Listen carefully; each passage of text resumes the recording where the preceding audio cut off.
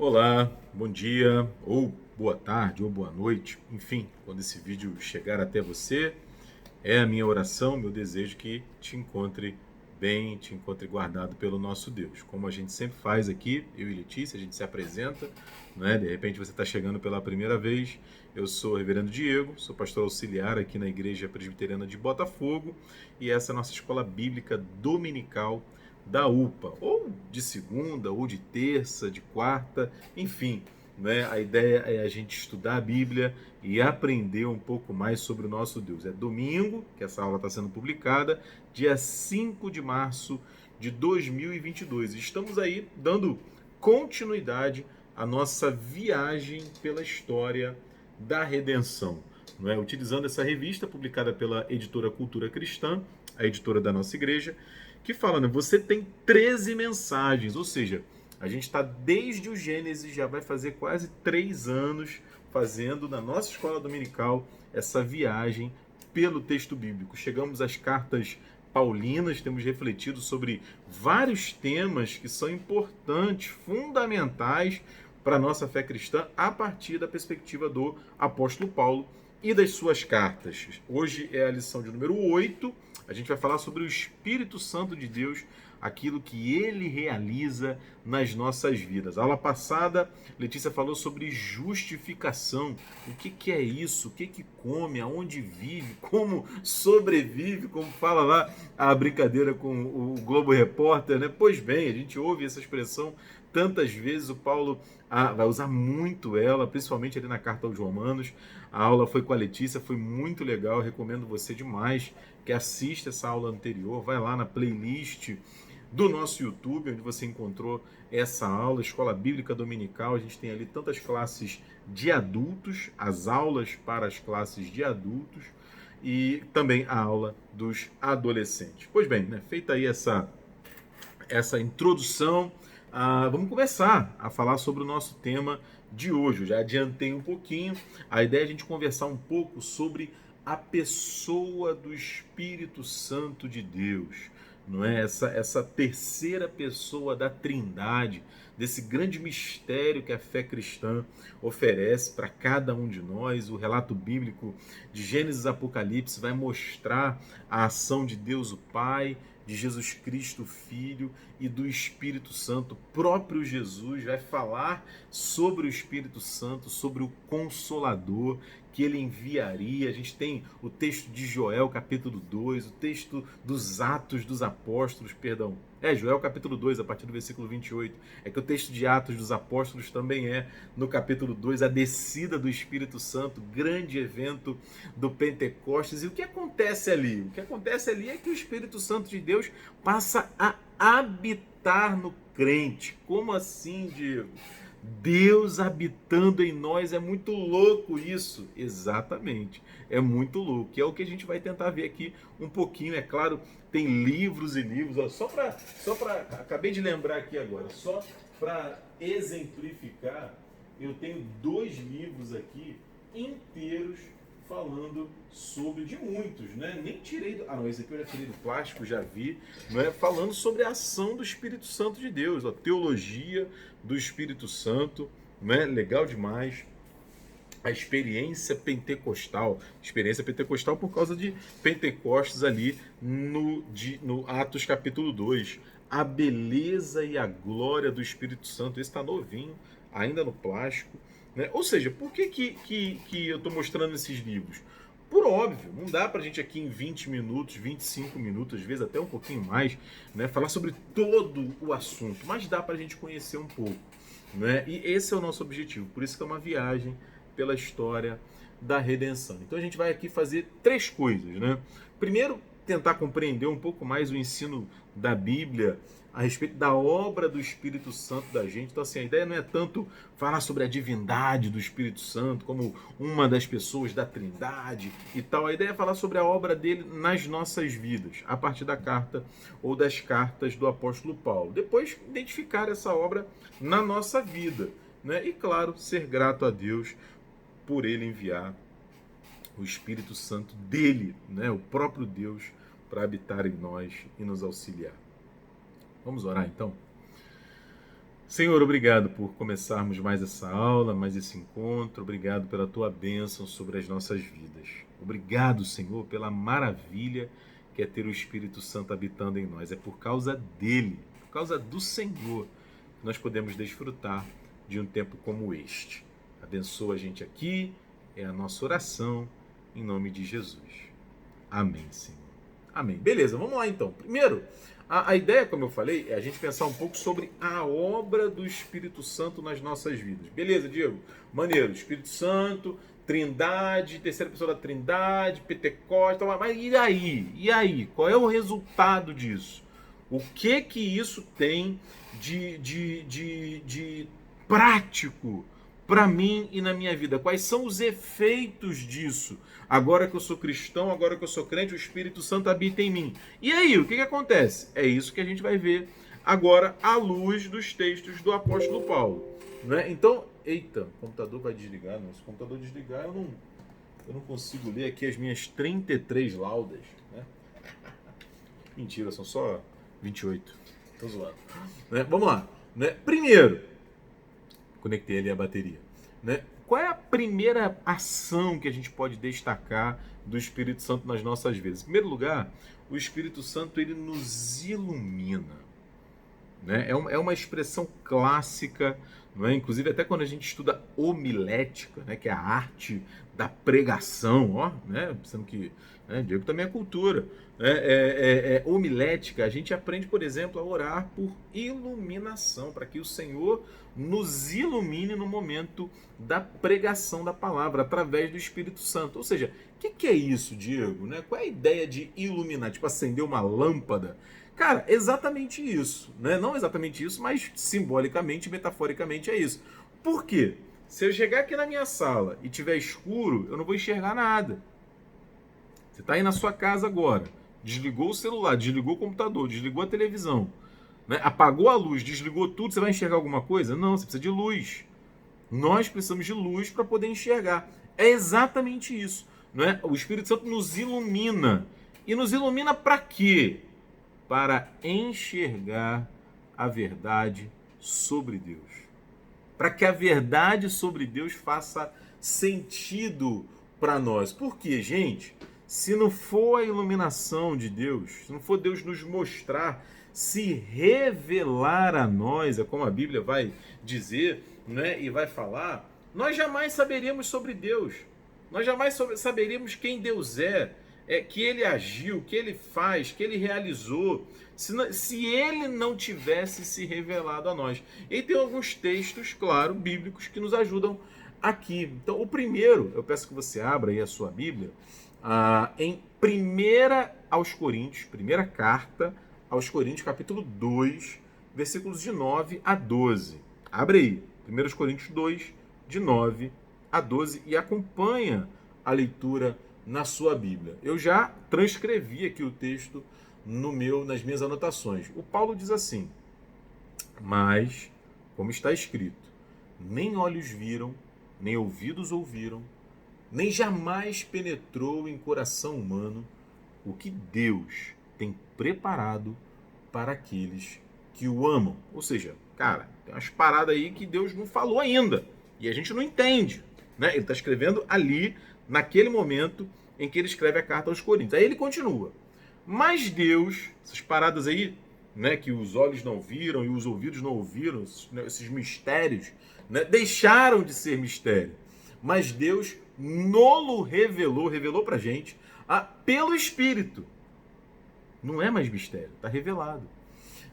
Porque o Espírito a todas as coisas perscruta, né? Investiga, entende, se envolve, identifica. Essa é a ideia de perscrutar, né? Até mesmo as profundezas de Deus. É claro, é o Espírito Santo de Deus, é o próprio Deus, né? Porque qual dos homens sabe as coisas do homem, senão o seu próprio espírito que nele está? Ele está fazendo aqui uma indagação retórica, né? Ele está imaginando ali um interlocutor, alguém que está batendo papo com ele, né? Cara, você não sabe o que está passando na cabeça do outro, né? Cada um sabe o que passa na sua própria cabeça, é isso que ele está dizendo. Aí ele fala, assim também, as coisas de Deus ninguém as conhece, senão o Espírito de Deus. Né? O próprio Deus conhece aquilo que se passa na mente de Deus. Aí ele complementa. Cara, fantástico. Ora, nós não temos recebido o Espírito do mundo para compreender o mundo, não é? Não.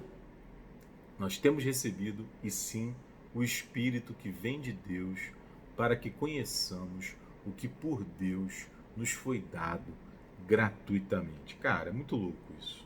Ele está dizendo aqui que aquilo que nem os olhos viram, nem os ouvidos ouviram, nem penetrou no coração humano, foi revelado para nós pelo Espírito Santo de Deus.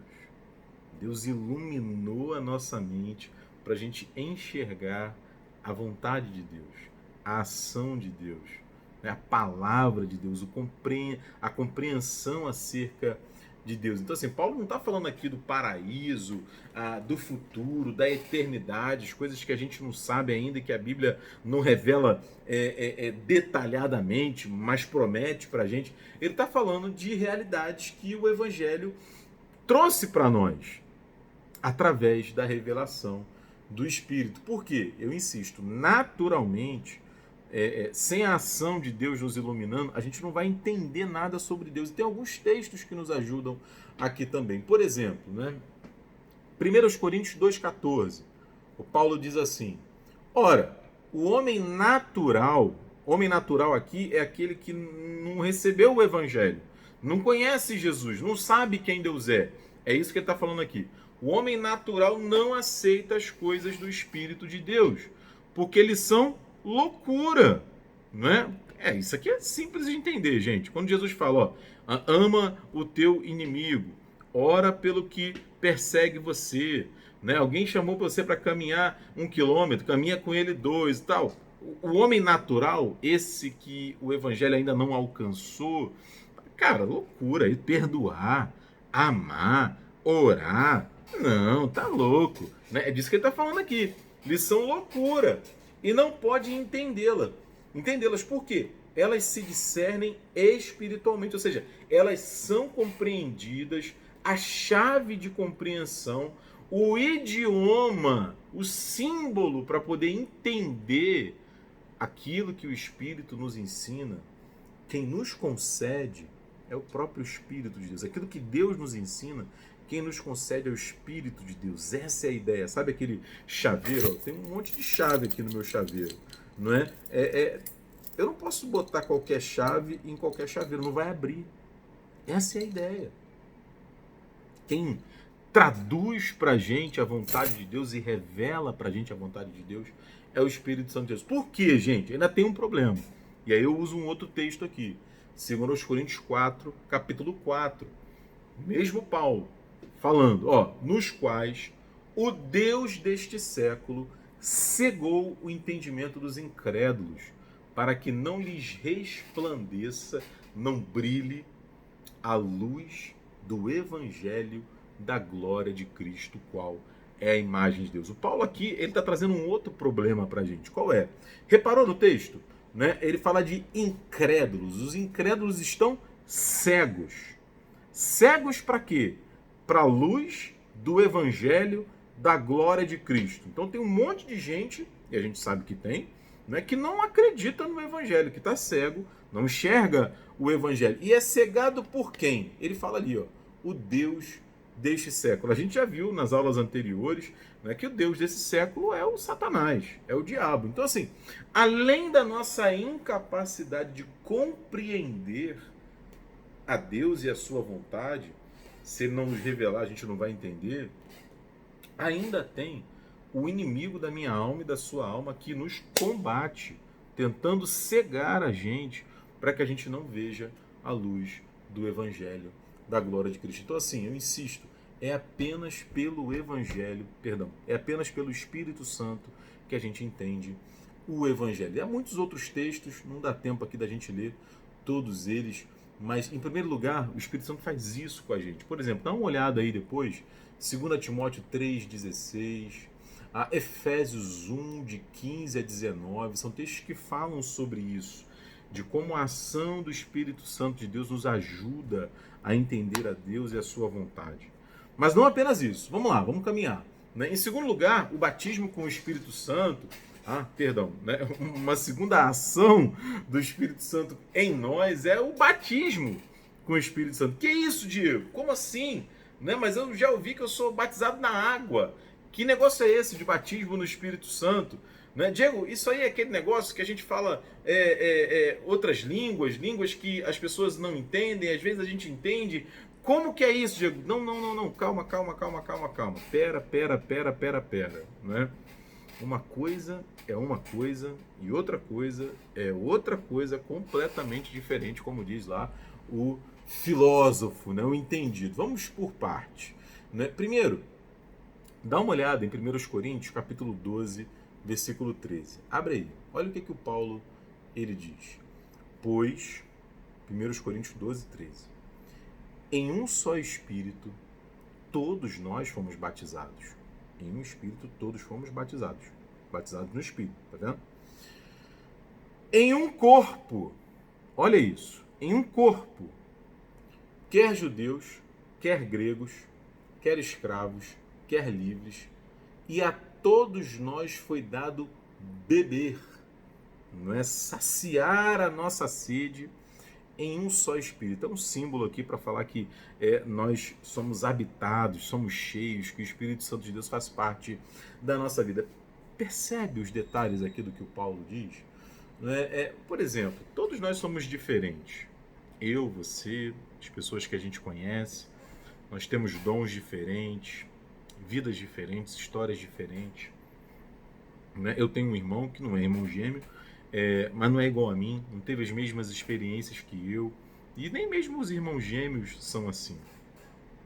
Mas o Paulo está falando que a todos nós, apesar das nossas diferenças, há algo que nos conecta, que nos une: o batismo. O batismo no Espírito, para que a gente faça parte de um corpo. Que corpo é esse, Diego? O corpo de Cristo.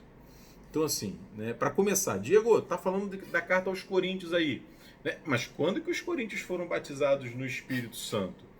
Os coríntios da igreja de Corinto, e eu e você, todos nós somos batizados no Espírito Santo a partir do momento que Deus nos alcança, que o Evangelho nos alcança, que Deus se revela para nós. Né? E esse batismo, que é uma experiência interior, né? Diferente do batismo com água, que é uma experiência exterior, que é um testemunho para a comunidade, é a entrada, no caso das crianças, sobretudo, né? Na entrada na aliança, no povo de Deus, na igreja, é um testemunho externo. O batismo no Espírito Santo é um testemunho interno que nos inclui no corpo de Cristo. Essa é a ideia. Essa é a ideia. Então, assim, a diferença entre um e outro é o batismo no Espírito, é um testemunho interno, uma ação interna que Deus faz nas nossas vidas a partir do momento que a gente passa a crer. E a gente se une com Jesus, se une e se torna um só corpo na igreja. Fantástico isso, né?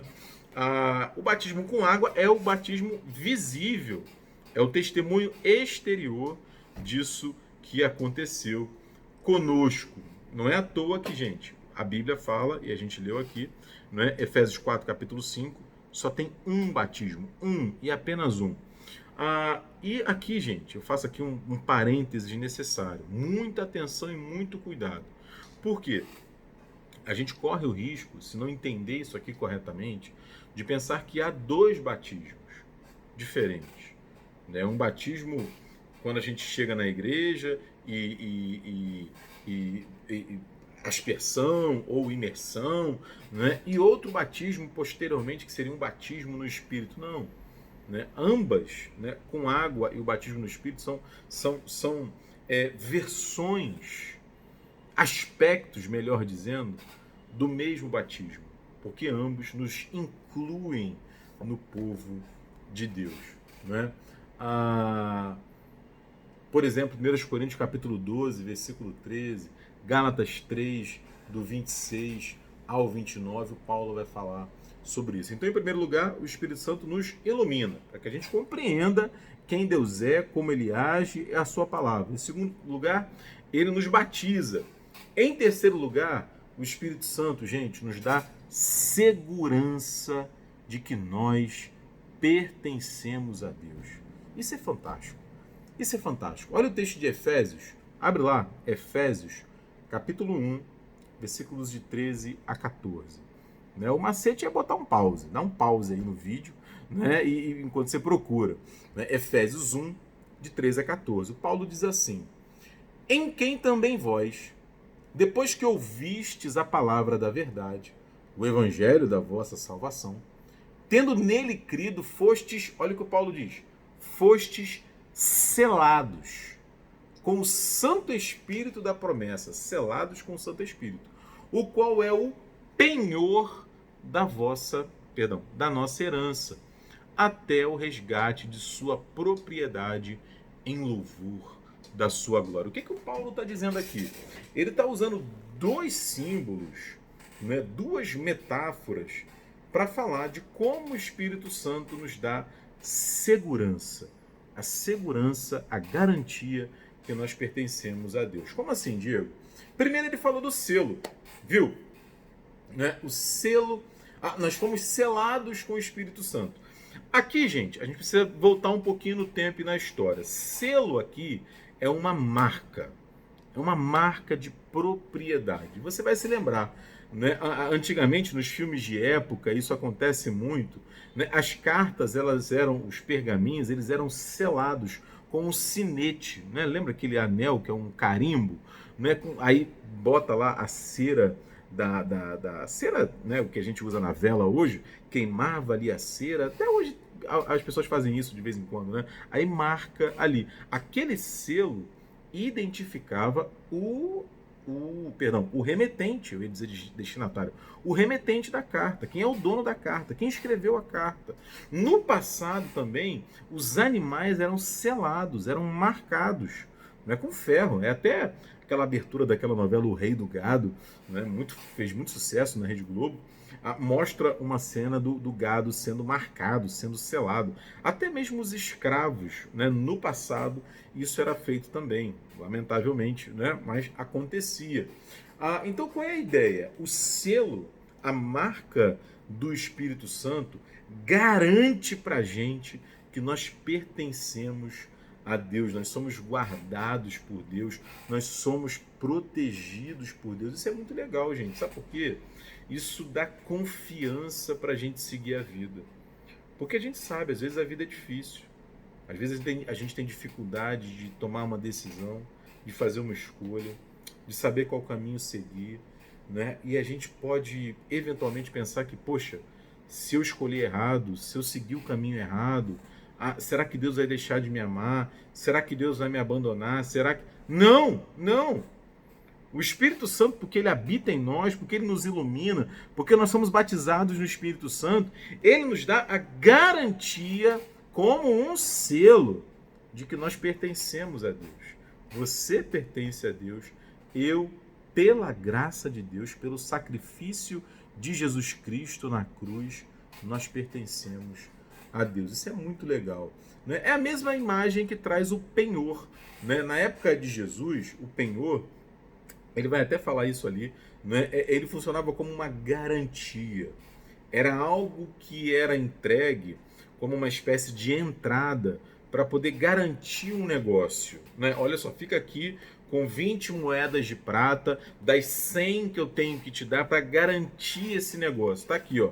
Eu vou empenhar, né? Eu vou empenhar isso aqui, vou dar em penhor. Essa é a ideia, né? E qual é a conexão, né? Qual é a conexão com o Espírito Santo? Ora, né, a gente ser selado pelo Espírito Santo hoje, ser batizado no Espírito Santo hoje, ser iluminado no Espírito Santo hoje, é uma garantia de que a obra de Deus em nós não acabou ainda, tem mais para fazer.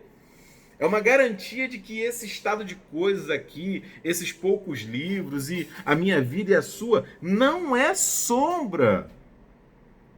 Não é sombra, gente, daquilo que Deus tem para fazer nas nossas vidas na eternidade.